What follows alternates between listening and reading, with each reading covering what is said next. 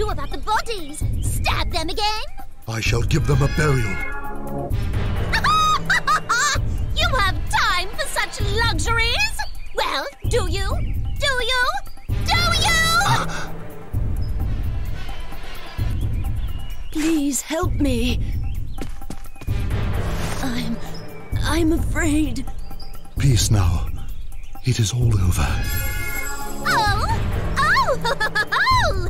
Feeling pity for the enemy? Can't start wavering now. He is just like my brother. His voice. Leonard, what are you doing? He is just a child.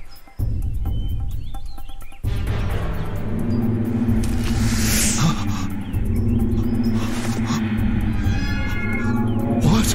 You fool! Fool! A masterpiece of a fool!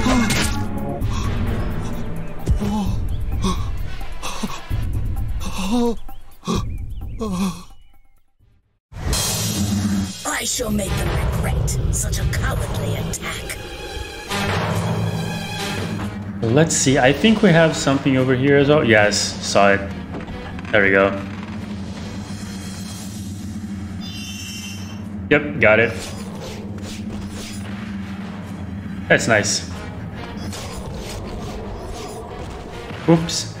Ah, Rafe's got fucking damn it. They have heard us. They gather in the sky. Yeah, let's fly up. And that was it, okay.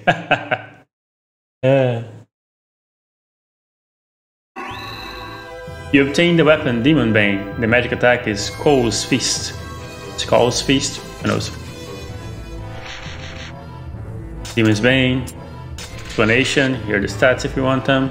I believe Skull is a wolf in Norse mythology. Could be wrong about that. Who knows? This sword was forged as an instrument of revenge by a swordsmith whose family was slain by demons. It sucks in the soul of its victims to grow stronger and stronger. The skilled swordsmith was commended by the king to make a sword to behead demons, but as he struggled to craft the famous weapon, demons appeared at his home. The demons, enraged that such a sword was being made and determined that none should ever wield it, slaughtered the swordsmith family and left him alive to weep over their bloody remains.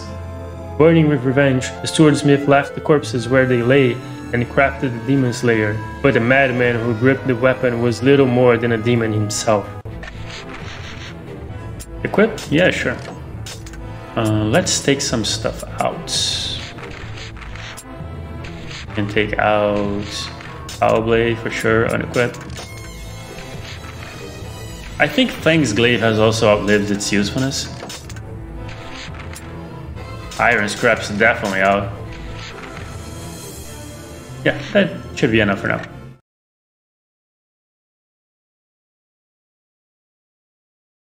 Let's see. Leonard's misplaced kindness almost cost them their lives, and the dragon revokes him angrily. But there is no time for regret as the Empire masses in the sky above. Time takes to the air to defeat the Imperial enemy and protect the seal.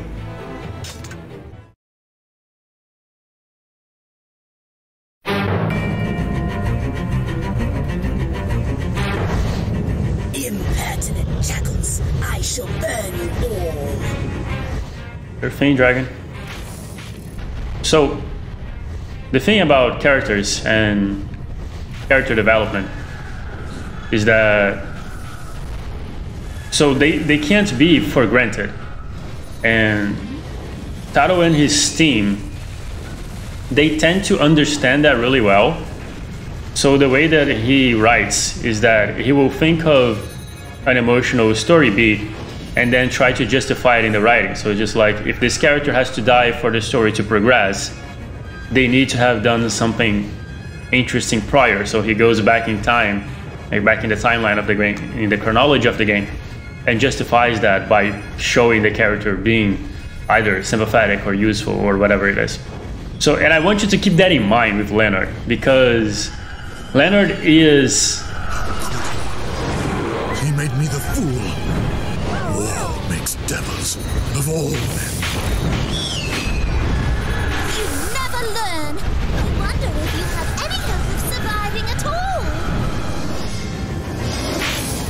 I really believe that Leonard is a really well-designed character because, as we have seen in this chapter, he is a generally, like, I guess I'm wanting to say balanced character. Like, he advocates for peace. He doesn't want to see like unnecessary violence. So in a lot of ways, Leonard is the most relatable and like down-to-earth character in this game, full of psychotic people, murderers, and much worse. So, however, Drakengard is not out to like be relatable to anybody. The message of the game is not that. Can it be that sometimes only the sinner may live? So think about this for a moment. The main thing of Drakengard, the main message, the main theme of the game is that violent people will perform violence. So we just like, what does it take for somebody to perform violence? Like, they have to be sick in some sort of way. So if the game actually presented you a character that is profoundly violent, and don't get me wrong, well, Leonard is a violent character. The thing is that how is he violent? So they are presenting to you this character that superficially seems like a very down-to-earth individual and like just a voice of reason amidst this crazy chaos. Oh, your brothers can't fly anymore, can they? Say what you will. I am a man without honor. But they keep referencing this dark thing that Leonard has done. And in this version of the game, it is not super clear what it is. I don't think it's as hidden as people try to pretend that it is, or try to say that it is, but maybe that's just because I know of it. But the character trait that really sinks Leonard is that he is a pedophile. So you have the only voice of reason in the game, the only person who at any point would be like, hey, maybe you shouldn't murder so much. Maybe these childs are innocent. Like, maybe you are like going a little bit too far with this. And they go ahead and make him a pedophile. So just to make sure that he is completely impossible to relate to in any like real way. And that's amazing storytelling. They are finished here. Let us hurry to the forest of the seal. Because that is the inherent message of the game. It's just like, these people are not relatable. Like, this is not correct. And this is why we have entire stages of murdering children that can barely damage us while they scream for help. And it's just, yeah. My wings cannot take us further. You must go on alone. Sure. I believe heavy cavalry are gathering to join forces with the garrison. The seal is within the forest, protected by the fairies. Find it before the Empire does. I believe this level also has a weapon, but it's a really dickish one. So in the past episode, in the previous level, we had to kill all the child soldiers, and for this one, if I'm right about this, yeah, verse 6, I think it's this one. We have to kill all the child soldiers, but they are not targets anymore. They are just soldiers. So we just have to kill a bunch of people. I'm not sure if I'm going to bother doing that, because that's a lot of just walking around and trying to find enemies to kill, but like specific enemies. And maybe that's a little bit too much for me. But let's see, if I come across any childs, of course I will murder them all. It's fine. Because this is also a wonderful characterization of Kain, in the sense that yeah, Kaim will murder everything that is in his path. It's just how it works for him. This is not a person who is guided by any sort of moral limitation of who an enemy should be. If it's in front of him and it's carrying a weapon, he will murder it, and nothing else really matters. That is as far as the distinction needs to go. Huh? The dragon is tired, and it's all your fault, little Leonard.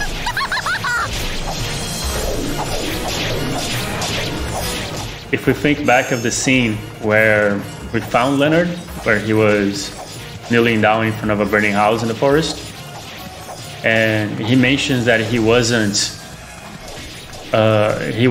there to like save his brothers or whatever it is. And brothers is a weird mistranslation, I think. It's just, maybe mistranslation is wrong, but it's just a weird term. The house that was burning down was basically an orphanage, and Leonard was essentially the caretaker for the boys. And you can imagine. One of the things that I kind of like about the way that Leonard is portrayed is that he is a pedophile, but he's not a child molester, in the sense that he never did anything to them. He had what comes across as like very genuinely how pedophiles tend to actually relate to their, I don't want to call it prey, but the child that they prey upon. It's not inherently violent. It's just violent because of what it is. So I guess it is inherently violent. But anyway, so like he never tried to attack them, and for all that it's shown, he did care for them in a way. And the reason he was absent was because he was relieving himself, let's just call it that, deep in the forest where they theoretically couldn't see him. But there is some supplemental material that make it kind of clear that they actually did see him, but not because he wanted to. I don't know if that distinction actually matters. I just find it interesting that it's there, because I think a lot of people, when they try to portray pedophilia, they jump straight into child molesting, which is,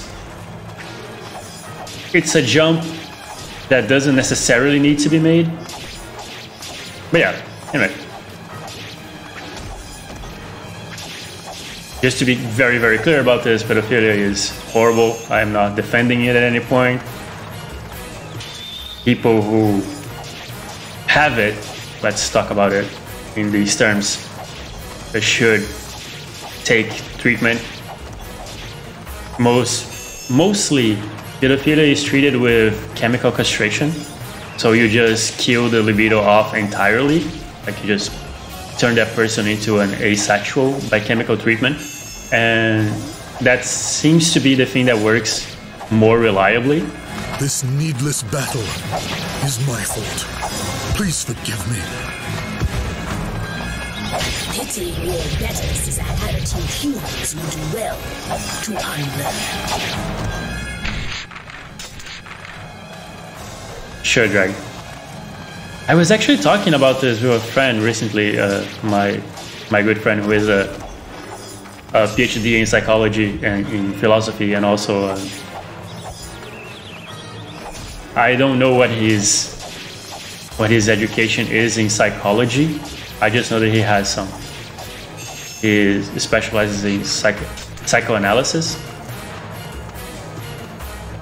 And we were talking about this whole, like, how do you treat pedophilia? And he actually told me that there is psychological treatment for it. Like, you can try to reverse it, but it's super hard. Apparently, it's just like, most times it will just, even like the pedophile themselves will just opt for chemical castration, because it is really hard. It is, and it's just not that reliable. So it's like, in that sense, it would be like alcoholism. You can relapse, and of course for pedophilia that's not ideal. So if there is a choice to be made, oftentimes people will simply go for the chemical castration because it's the reliable method. But yeah, lighthearted topics here in Drakengard Let's Play.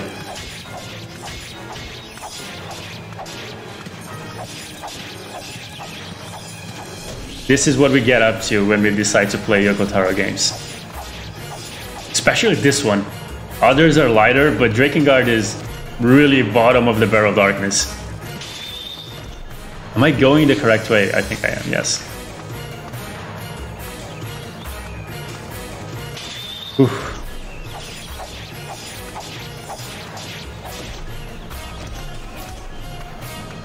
So Leonard's character is just... that's his deal. He is... Some of the other characters, they are interesting in their own regards. So like the way Kaim is characterized is really interesting. One of the other pack partners is profoundly amusing due to the way that they live and die and the circumstances regarding what happens to them over the course of the story.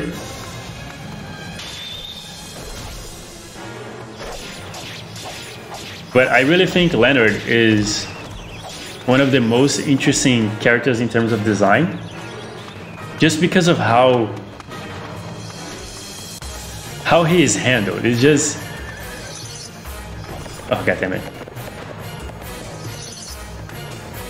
I don't think we can even try to call the dragon here.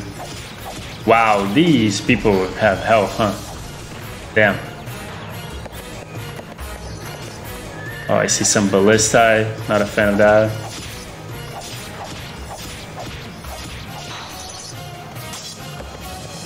Yeah, let's see. Wow, this is taking a sweet ass time. Maybe I should just use Moonfire. At least the guard break, like at least it doesn't pass right through me. Oh wow, another one. Damn. Yeah, let's switch to Moonfire. Let's see if it makes a difference. I should have probably used the special. Yeah, it makes a difference of some sort. Come on. Stop running. Stop running. Are they really all these types of cavalry units? Wow, that sucks. It really... God damn it, Drakengard. Stop being shit. There we go. Yeah, at least this weapon is functioning a little bit better. I can kill them in about 2 combos and that's fine.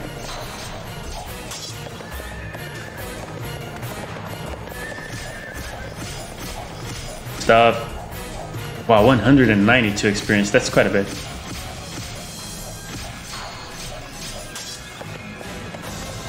Okay, let's do this.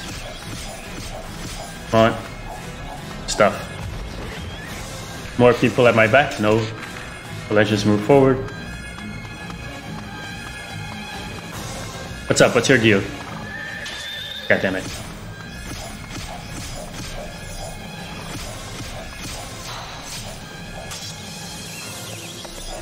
Come on.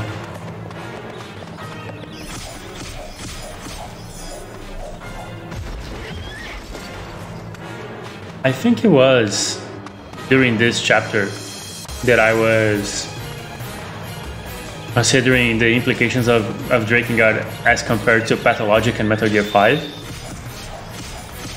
And I am still like super in favor of that comparison.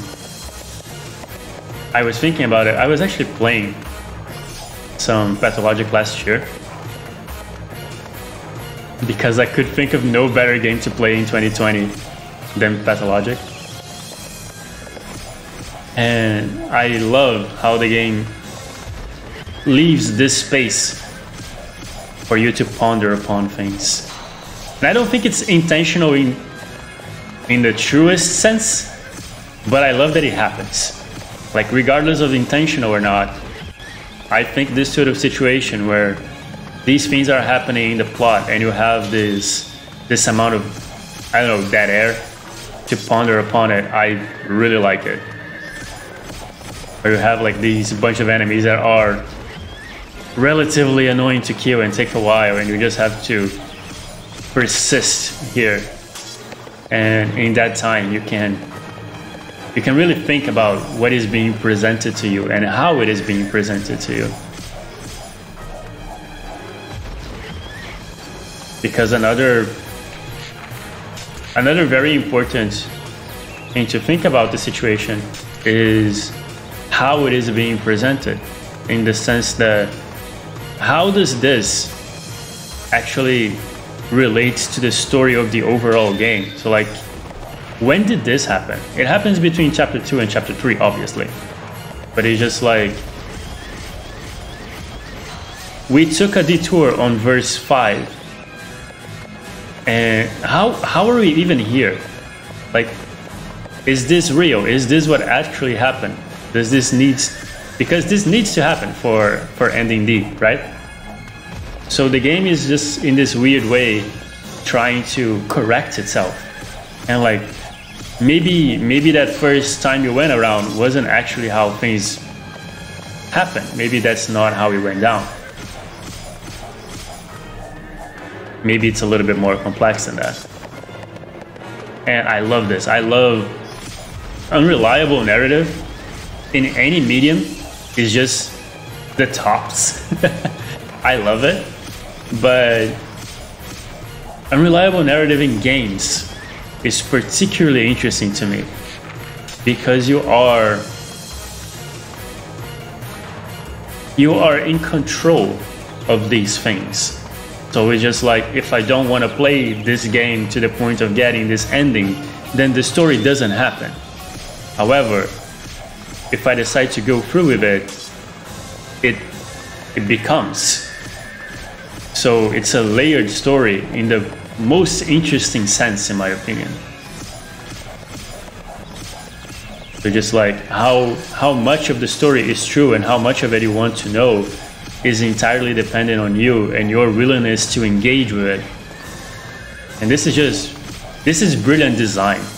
Like, this way of doing New Game Plus and unreliable narrative in general. I love this a lot. Ooh, the heavy cavalry has been defeated. Now go deeper into the forest and find the seal that the fairies protect.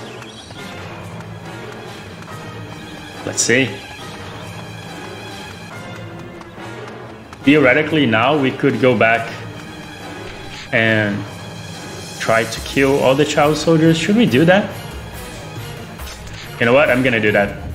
Okay, whatever. Let's equip the Nobuyoshi. Stats. Oh, only 21 kills. Yeah, definitely. Let's do this then. Not interested in archers. Come on, where are the children? What's up? Show me the innocent people. I want to murder them all. Come on. Don't be shy.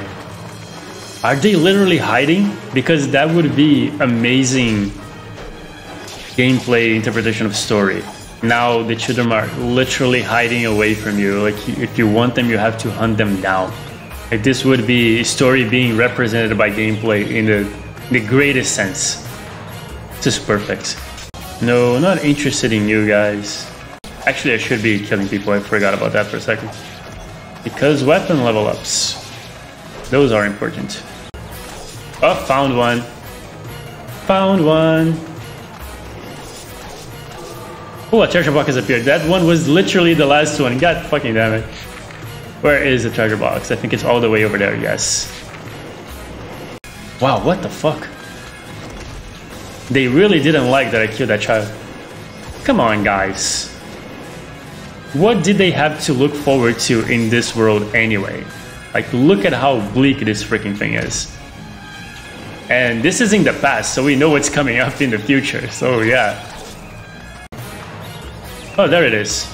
There's a weapon. Let's see what's up. Yep, weapon. Nice, now we can finish level. Good stuff, good stuff. I'm sure that was worth backtracking. I mean, I guess it was, because I did finish leveling up in Nobuyoshi.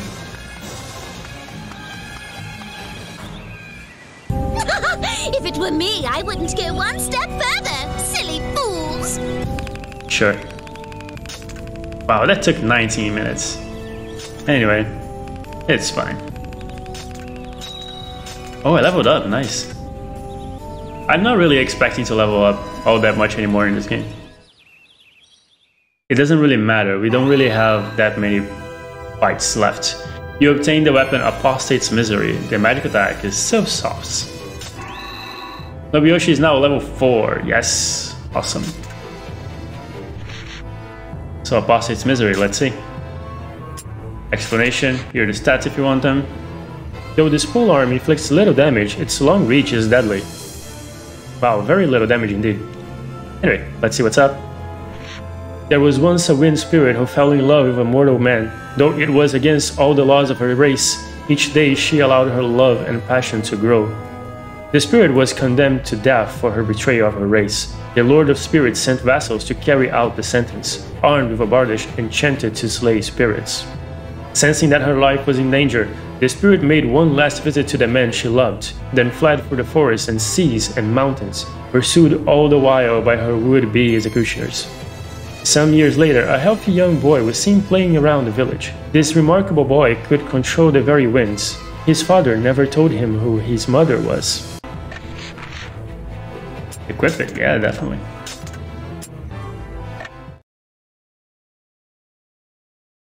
Good stuff.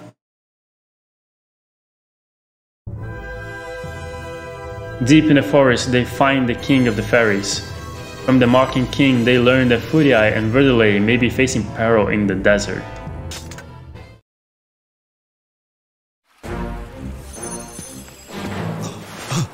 I am sorry. Forgive me. Why this wasted pity? It is just... He won't say! He'll never say the truth. It's a secret! It would be better that I die here. Huh? What did you say? Hello? You couldn't die, could you? Just gave yourself a little nick. So sad. Didn't you make a promise to live with me, big brother? I can't survive alone anymore, you know. A pact. We made a pact. Don't forget.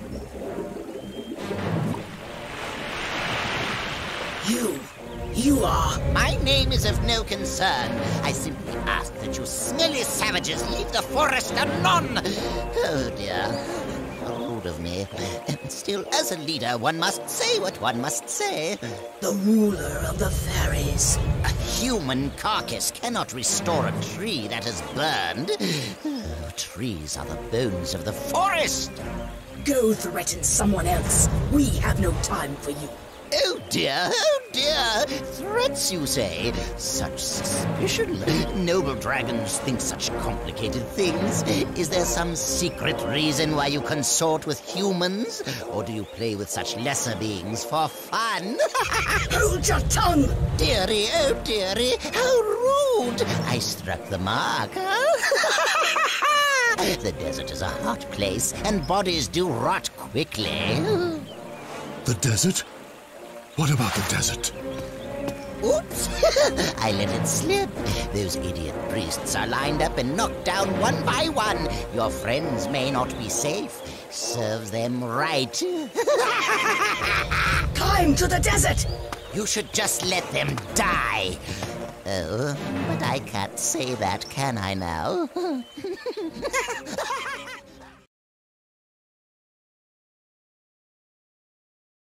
Good stuff.